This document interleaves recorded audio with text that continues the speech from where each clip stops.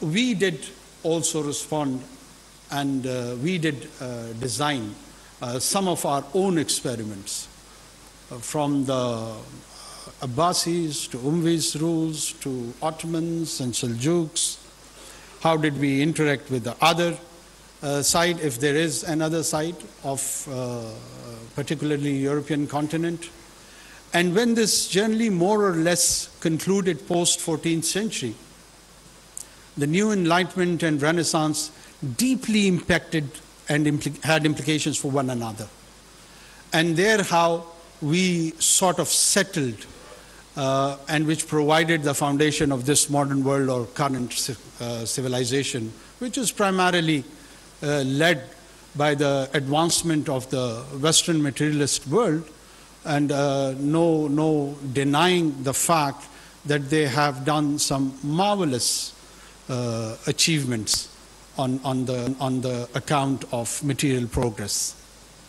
But at the same time, all these progresses have generated multiple or many conflicts around the world, around the globe, which in my opinion primarily is related to its question of identity, but that identity is in a subtle way shaped up and translated more in economic and political terms and the governance structure. And that masquerading and designing of a new governance arrangement has given birth to new challenges. And those challenges are enunciated into the agreed narrative of the global communication framework. You hear about non-state actors, state actors, as if they are all gospel truth and have divine sanctions behind such narrative. But they are the settled communicating tools for the current day and time. When we reach post-Second World War, when the decolonization almost finalized, other than few more years post-Second World War, early 60s was almost done with the decolonization. A new interaction and engagement between these nation states, which had its roots in their respective empires, and those empires converged and morphed into these nation states. They gave shape recently to the Cold War, and then post-1990 on the collapse of Soviet Union and the socialist system.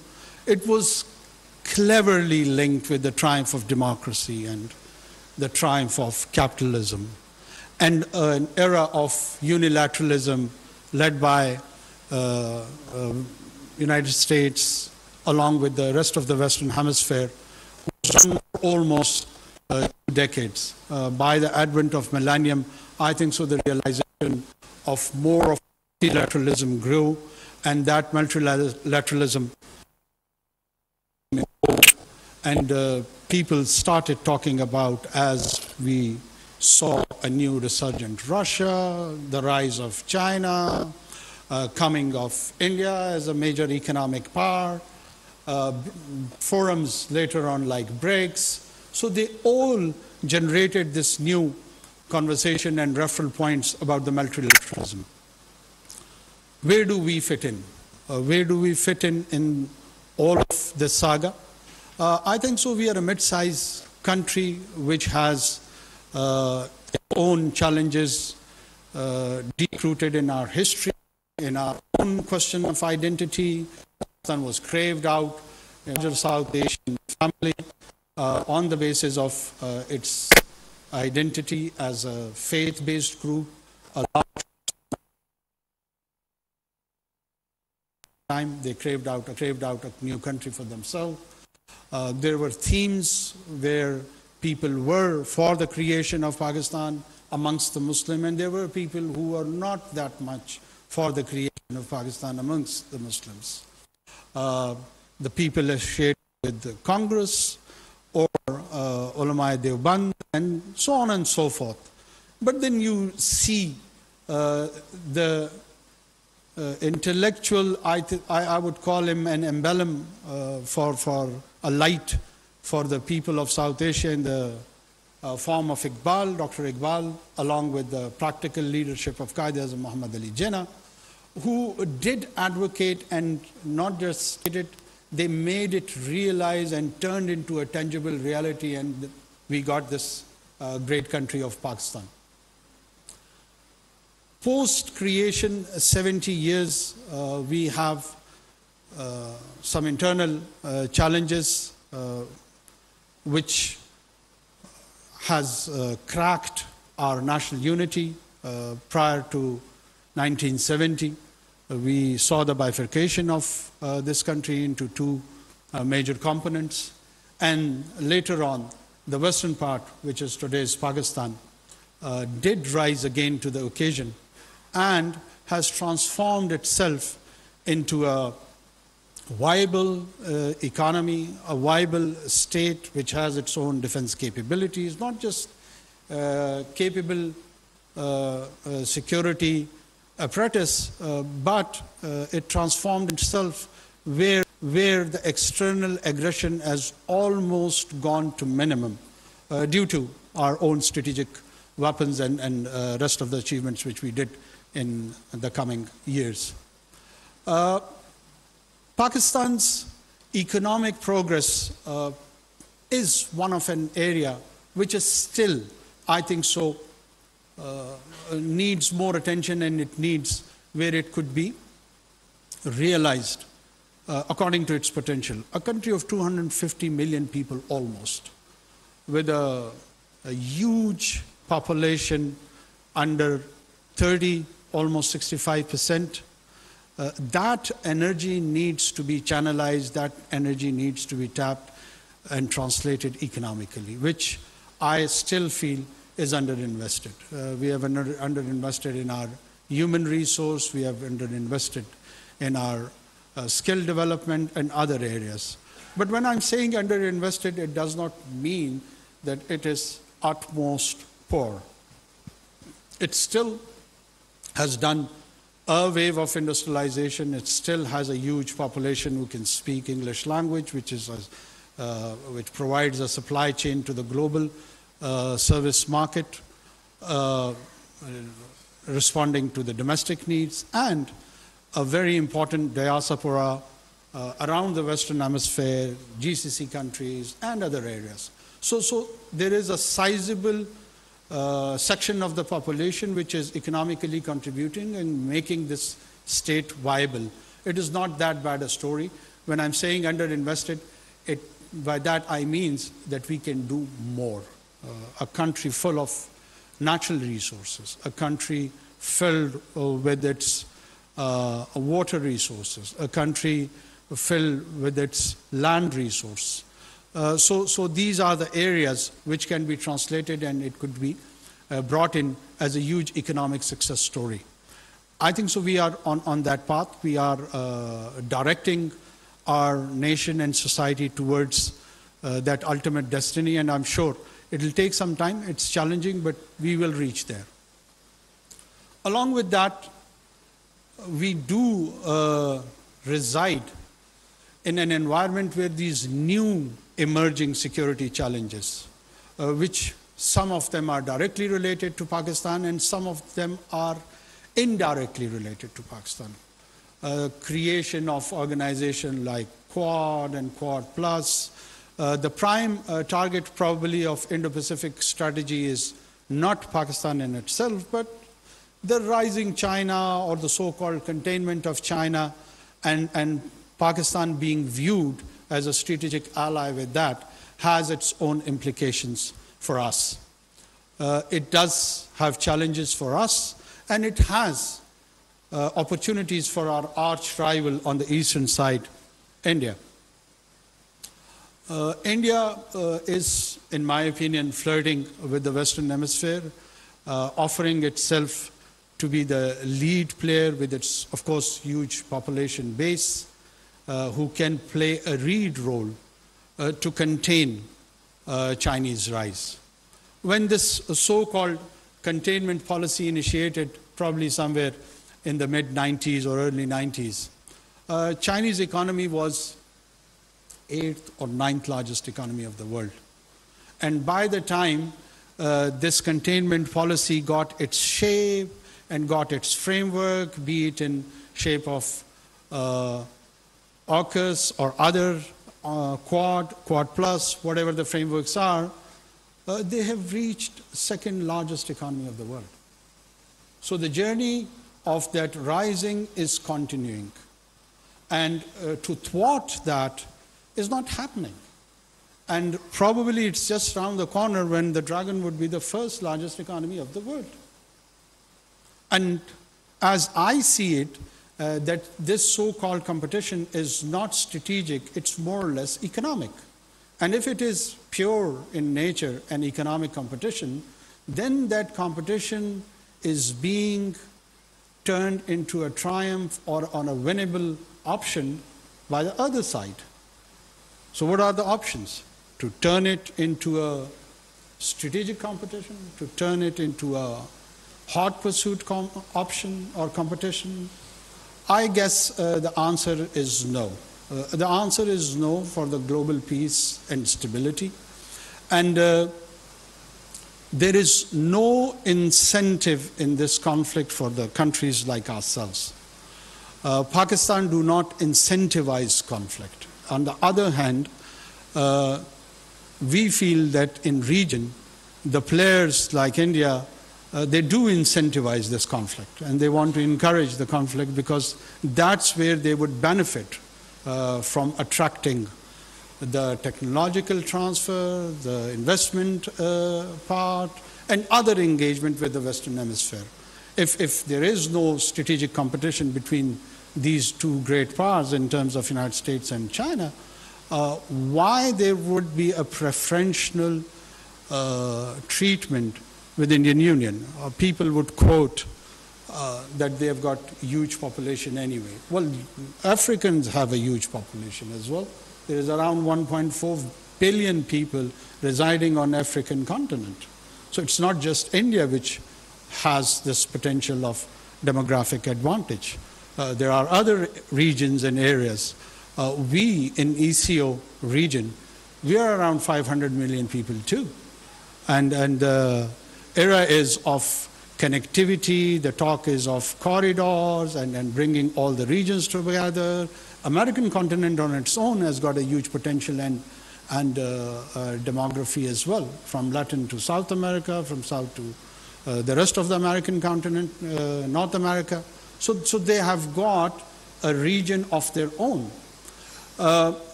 Until and unless we do not see that the kind of challenges which are emerging and offering itself to the current, if we take the framework of nation states, that these are the challenges which cannot be taken on their own either by one single power or even group of power. Let's say climate change.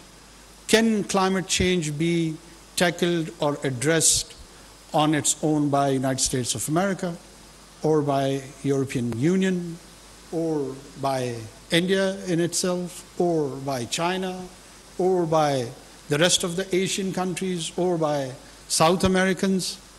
Of course not.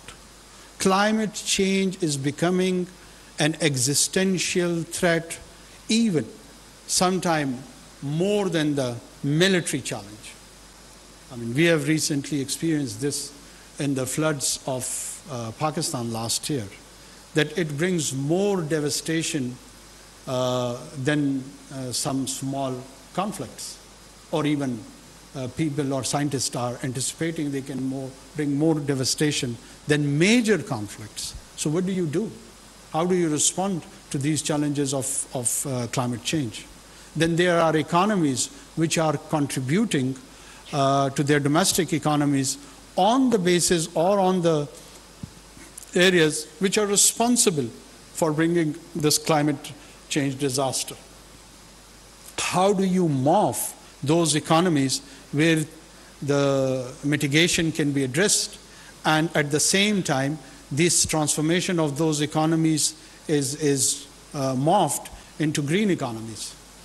So the answer remains that there has to be some global coordination and cooperation on this account, at least. At least.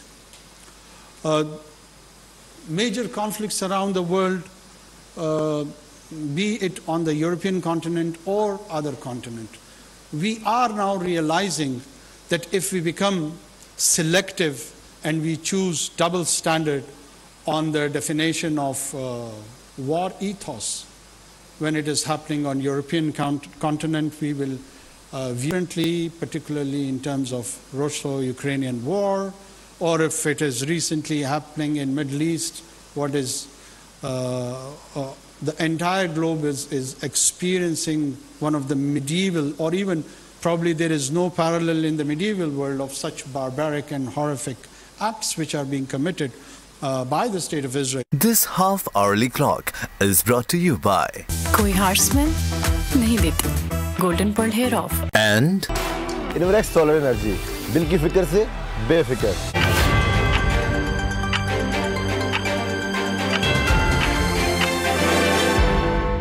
It's not of condemning one part or the other part. It is about those prime human values.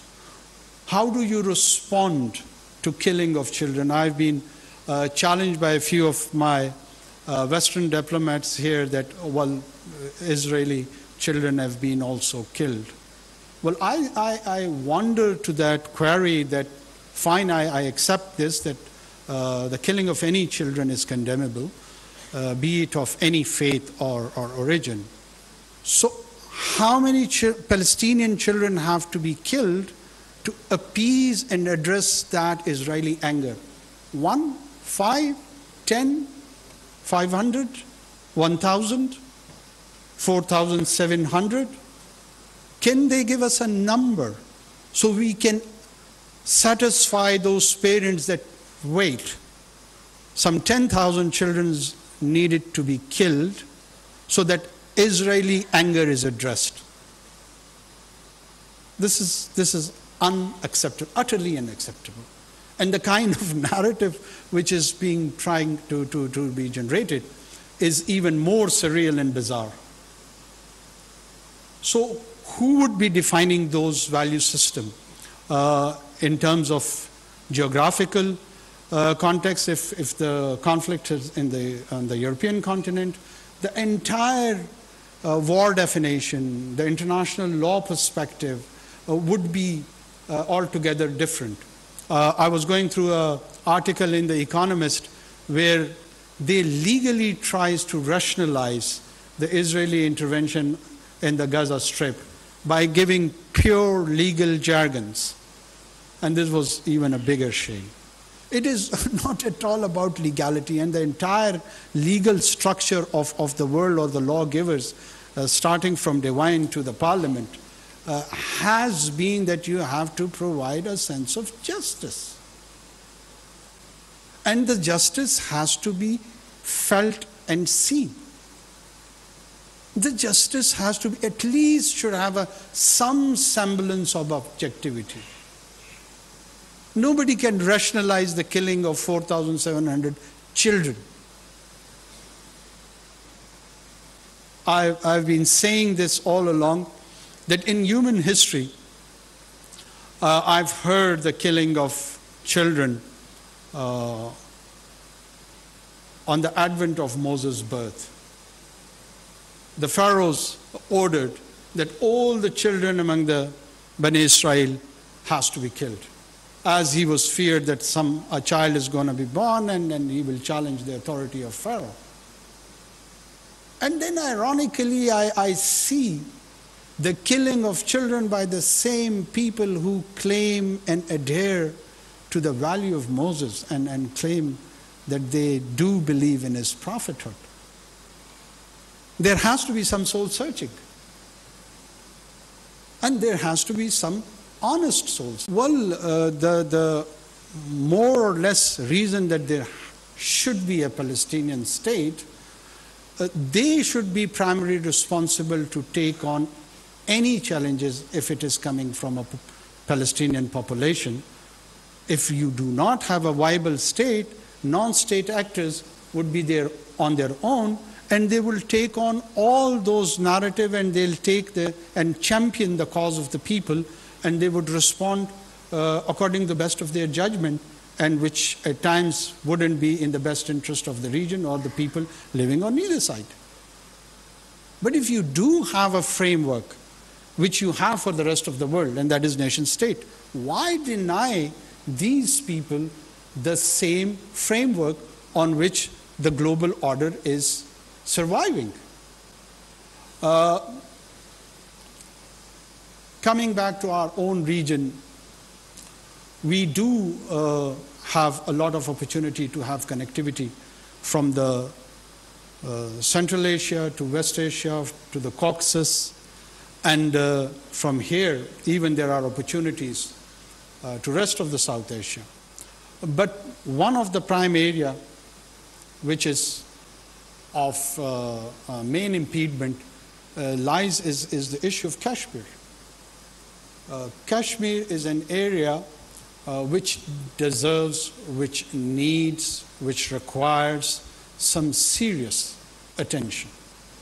And that attention has to be, again, according to the people of Kashmir, not according to Pakistan or according to India. There are some living human beings who have their own aspirations for the last 70 years, and there are in millions. And the Forum of United Nations has promised them through its resolutions that they would look into their aspirations, political aspirations, and would seek and ask them that what is their political destiny and future, and that would depend on a plebiscite in which they would be asked, rather than Pakistan imposing a solution or India imposing a solution. And how on earth all these democratic powers, someone big, someone mid-sized, someone small, but all claiming to be Democrat, deny this basic democratic exercise to the Kashmiri people? I mean, I'm astonished. How could we do that? Well, you can postpone this. You can postpone this. I would even refer it to the Middle East and Kashmir both, to a year, 2 decades, 4, 5, 10, 20, 3 centuries, 5 centuries, but it has to be addressed. The nations, they have patience. The nations with a sense of history, they can outlive any sort of colonization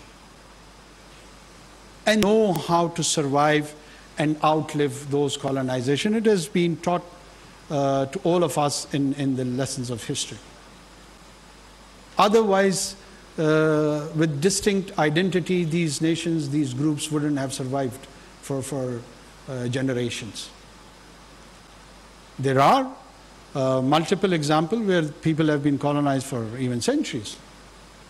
But eventually that colonization does receive its own part of challenge.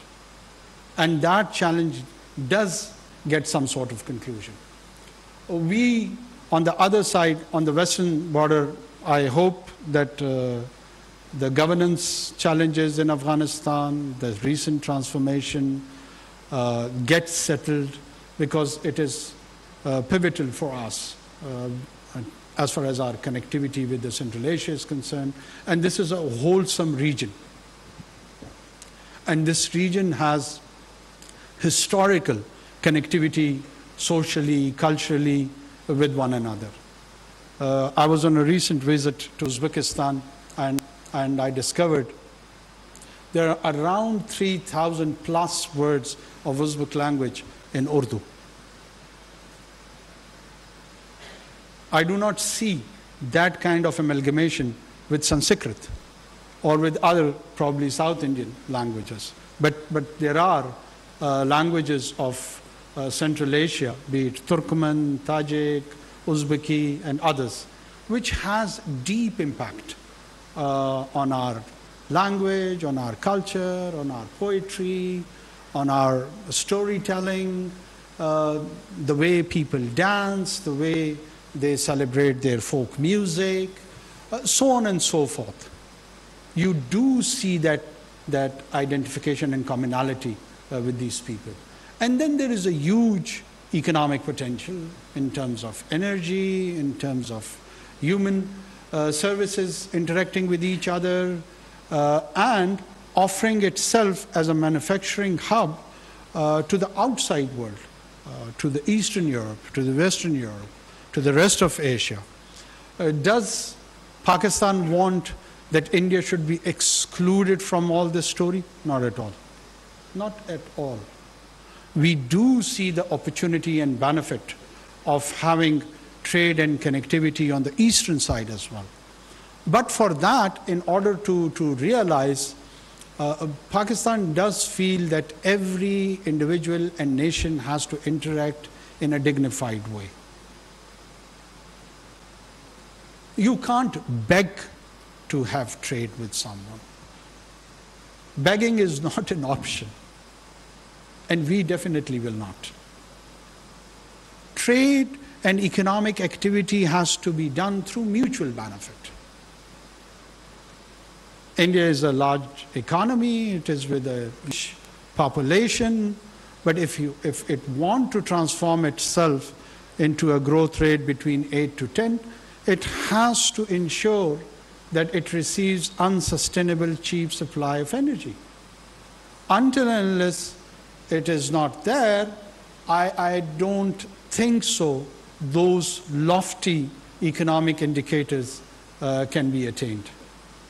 And this region, this corridor, is one way, one option of ensuring to supply that energy supply, unsustainable energy supply to them. We are quite ready, we are quite open to such ideas. But if the other side is going through a disease of hubris, and hubris is a kind of a disease which has been there all along with different individuals, corporate sectors, countries, and everywhere, anywhere, it has come with a single result. Yet to see an exception, and that result is failure.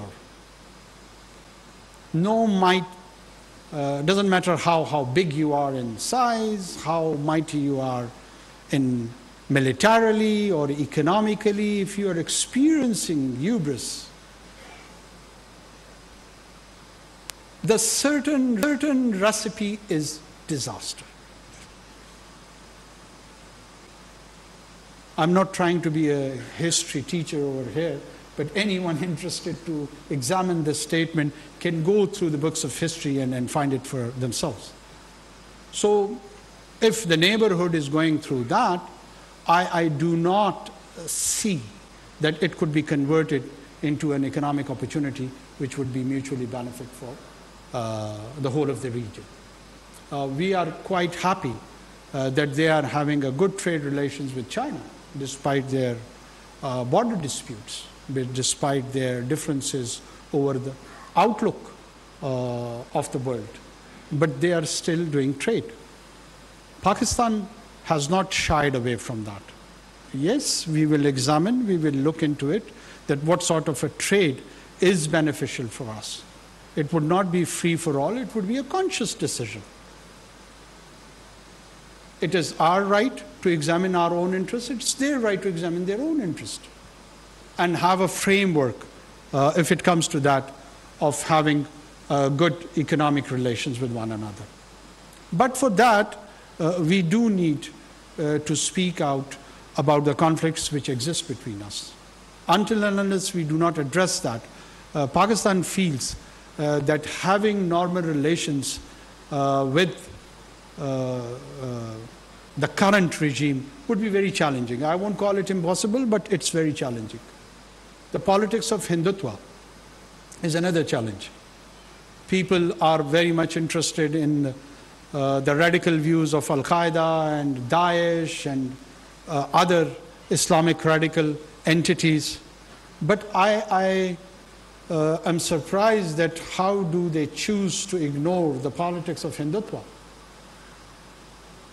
which primarily is altogether different to the religion of Hinduism. We don't have any issue with the religion of Hinduism. Pakistan has its own minority of Hindus, more or less more than 20% in the province of Sindh, and a very promising and committed minority who contributes culturally, socially, economically to the province of Sindh and overall to Pakistan. Hindu amongst the Sikhs are one of the most beautiful, along with Christians, are a minority which cherishes its security, prosperity, and shares a common destiny with the rest of Pakistanis. If you go to the interior of Sindh, Seth is a word dedicated to identify Hindu commercial class. And they are socially well entrenched, they are politically well entrenched, they are economically well entrenched. So we don't have any issue with the religion of Hinduism. It's the idea of Hindutva which pronounces itself and targets specially and specifically two major monotheist religions, and that is Islam and Christianity. And according to them, a few centuries back, some outsiders came and they converted the indigenous population to the following of Islam and Christianity, and they have to be reverted back if they have got any right to exist as a citizenry. And they have legislated for that account by the name of Ghar Wapsi movement.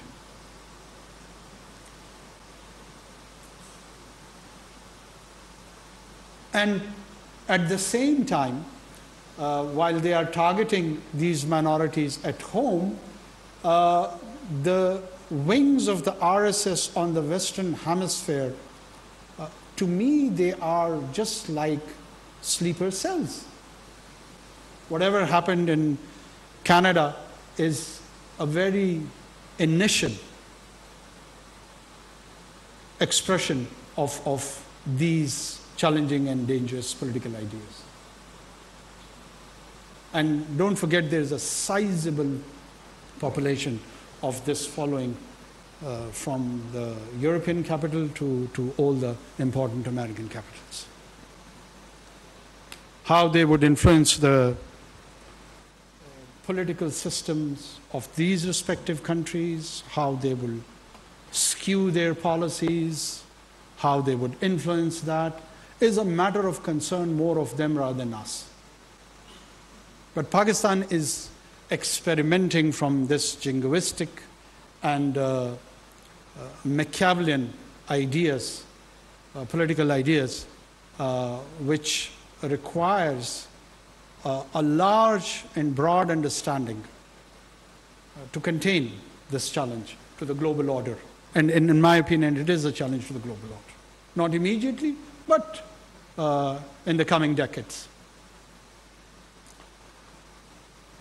I will conclude here on the general outlook of the security by just commenting last few lines on our domestic security. Pakistan does have a challenge from the non-state actors within, which we are fully realizing, preparing to respond to this challenge, be it in the religious-inspired violence or ethnic-inspired violence in the province of Balochistan and Khyber Pakhtunkhwa, particularly and generally to the rest of Pakistan.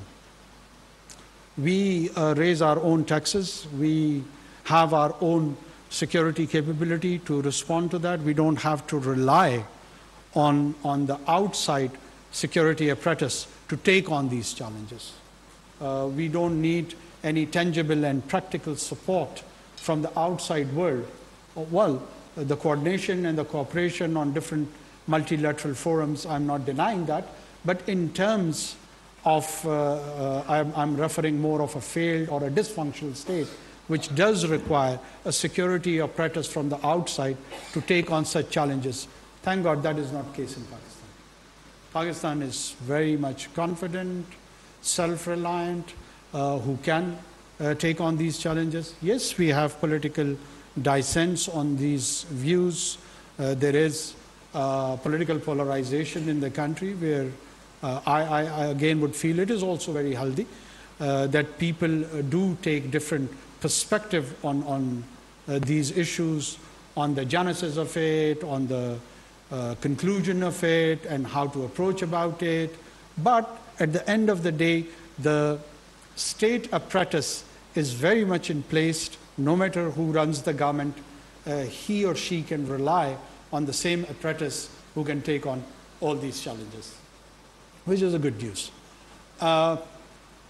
Economically, I just hinted, Pakistan, along with the mineral potential of the Balochistan province and some in the KP and Gilgit-Baltistan also, has got this huge potential where it can have that historical big push, which the economic philosopher or historian would call it.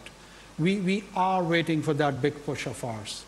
Once it gets it, it will go towards the transformation of modernization of its society and infrastructure, which has a lot of opportunity and challenges, of course, both.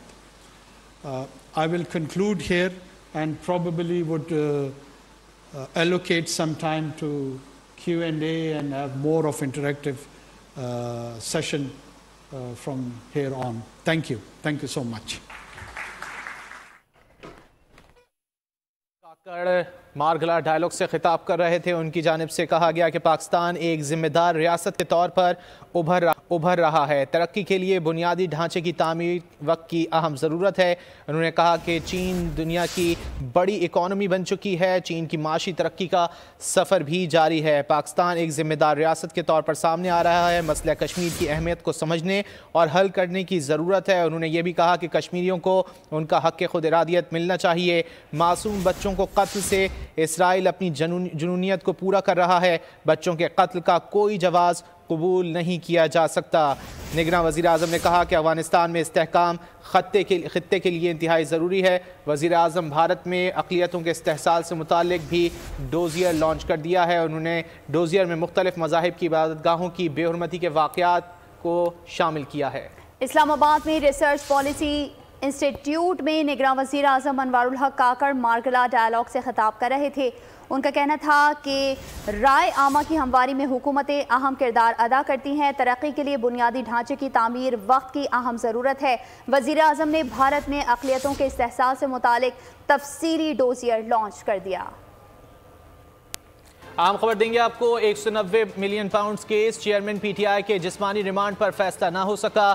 Chairman Tehreek Insaf का जिस्मानी remand मुस्तरद होने की खबर गलत निकली। Islamabad high court का फैसला आने तक जिस्मानी रिमांड पर फैसला मौखर। जिस्मानी रिमांड की नैब इस्तिदा हाई कोर्ट का हुक्म आने के बाद फैसला होगा। जज मोहम्मद बशीर ने गुज़िश्ता रोज़ जिस्मानी रिमांड पर अडियाला जेल में समाअत की। 190 million pound case, chairman PTI के जिस्मानी रिमांड पर फैसला ना हो सका। चेयरमैन तहरीक इंसाफ का जिस्मानी रिमांड मुस्तरद होने की खबर गलत निकली।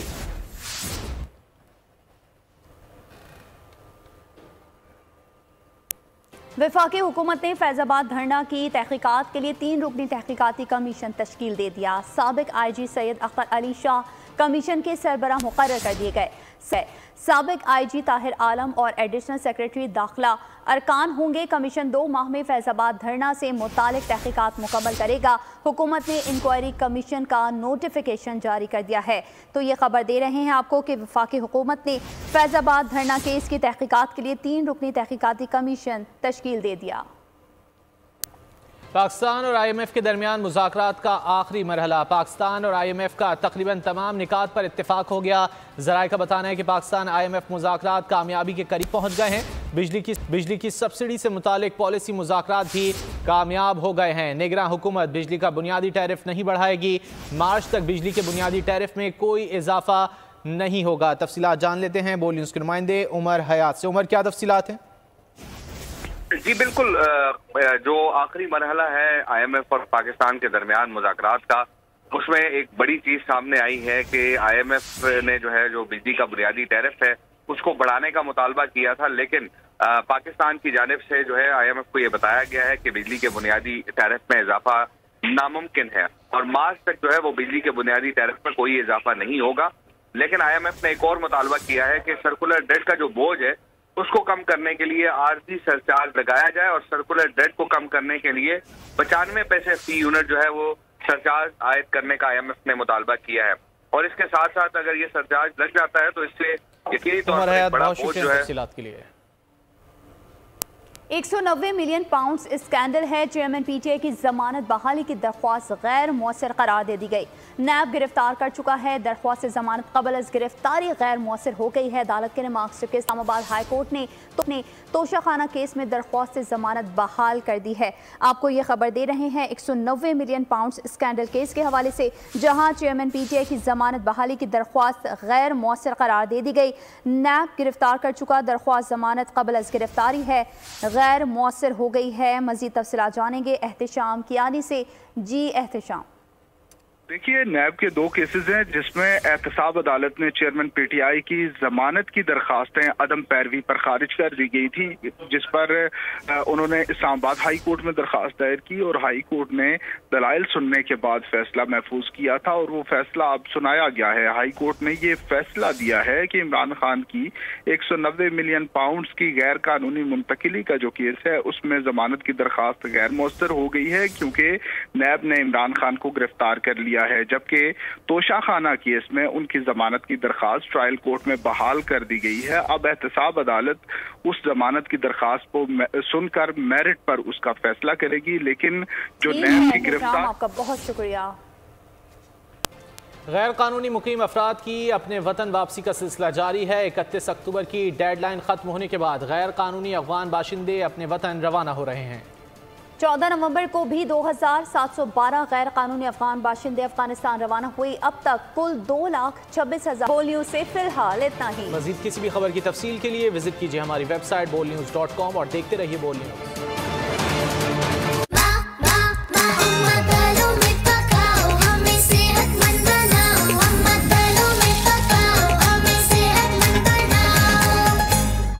जितने खाने बनाता है नया ब्राइट उतने ही दाग मिटाता है, क्योंकि नए ब्राइट का बेस्ट एवर फॉर्मूला गहराई से दाग निकाले।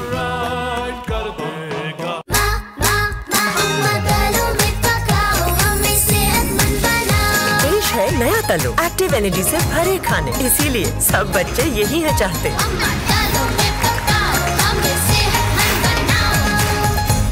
पाकिस्तान जितने खाने बनाता है नया ब्राइट उतने ही दाग मिटाता है, क्योंकि नए ब्राइट का बेस्ट एवर फॉर्मूला गहराई से दाग निकाले।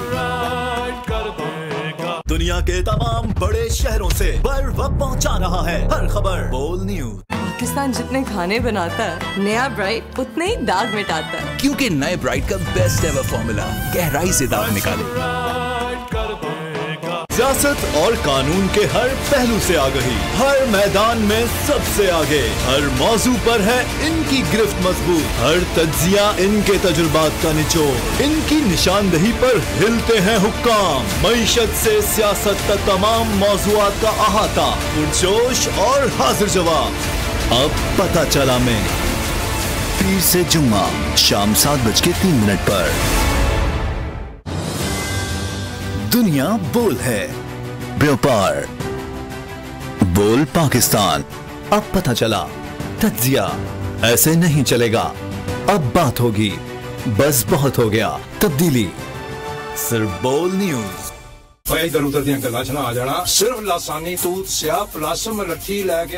Experience the luxury of Fassel Sanitary.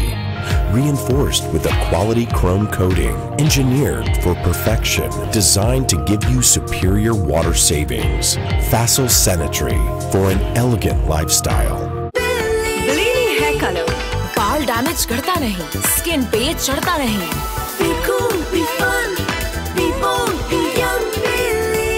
ब्लीनी hair colour, हर रंग में लगो यंग।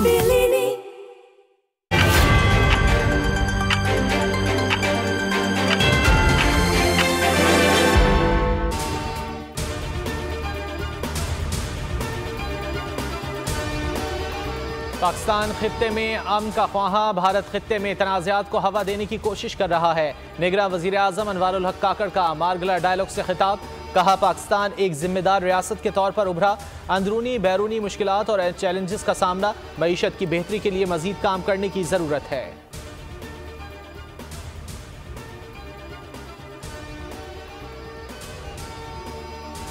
भारत में अक़लियतों का मुसलसल इस्तेहसाल, वज़ीर आज़म अनवारुल हक काकर ने डोजियर लॉन्च कर दिया। डोजियर के मुताबिक भारत में मुसलमानों के खिलाफ तारीख की बदतरीन नस्ल कुशी जारी, हिंदुत्व नज़रियात के अफराद की अक़लियतों की इबादत गाहों पर हमले।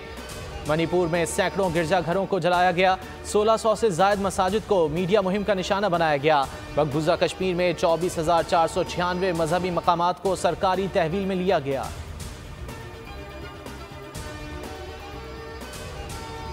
चेयरमैन पीटीआई की 190 मिलियन पाउंड स्कैंडल में जमानत बहाली की दरख्वास्त गैर मौसर करार, इस्लामाबाद हाई कोर्ट ने फैसला जारी कर दिया।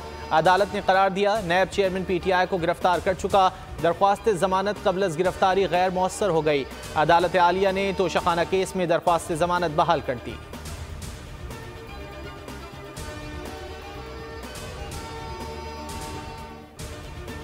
महंगाई से पाक पाकिस्तान बना रहे थे, 20-20 साल मुकम्मल ना होने वाले मंसूबे महीनों में मुकम्मल किए।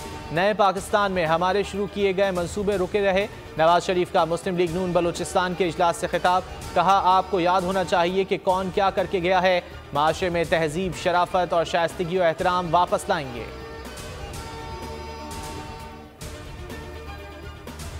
इल्ज़ाम तराशी और रोने धोने से कुछ नहीं होगा, 16 माह की मखलूत हुकूमत में गलतियां भी हुईं, सियासत को नुकसान पहुंचा मगर मुल्क को दिवालिया होने से बचाया। शहबाज शरीफ की मीडिया से गुफ्तगू, कहा पीटीआई दौर में तबाही और बर्बादी हुई, यकीन है तमाम सियासी लोग माजी से सबक हासिल करेंगे। नवाब लश्कर रईसानी नून लीग में शामिल।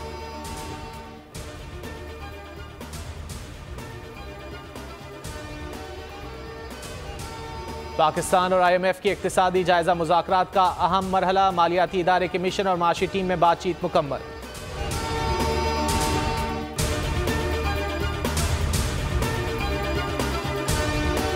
This headline news is brought to you by Cute glowing.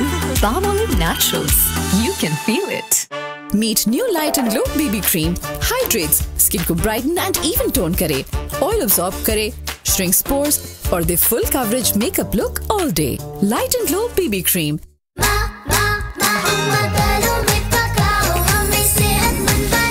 पेश है नया तलो, एक्टिव एनर्जी से भरे खाने, इसीलिए सब बच्चे यही है चाहते।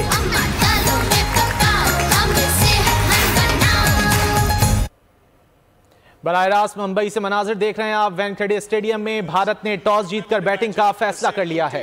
We'll meet again in the semi-final. Time flies, doesn't it? Yeah, absolutely. I think it was way back in 2019 when we played that semi-final, and then yeah, it's been 4 years since then.